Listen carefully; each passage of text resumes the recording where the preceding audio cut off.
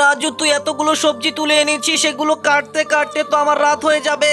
দাদু চিন্তা করো না, আমি এখনই একটা উপায় বের করছি। বন্ধুরা, আমি এবার আমার দাদার রেখে যাওয়া জমিতে অনেক সবজি চাষ করেছি এবং ফলনও ভালো হয়েছে। বিক্রি করে শেষ করতে পারছি না, এতগুলো ফসল খেতে পড়ে থাকলে তো নষ্ট হয়ে যাবে। তাই আজকে আমি সবগুলো সবজি তুলে নিয়ে এসেছি। আজকে এগুলো কেটে সংরক্ষণ করতে হবে, কারণ কালকেই বাজারে নিয়ে এগুলো বিক্রি করে দিতে হবে।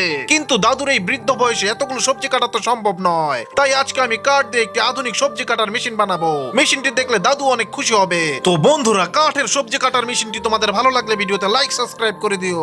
দাদু, তোমার আর কষ্ট করে হাত দিয়ে সবজি কাটার দরকার নেই, আমি একটি কাঠের সবজি কাটার মেশিন বানিয়ে এনেছি। ওয়াও, মেশিনটা তো খুবই কাজের। সবজি দেওয়া মাত্রই সবগুলো কেটে যাচ্ছে। বন্ধুরা, মেশিনটি কেমন হয়েছে তোমরা কমেন্ট করে জানাও।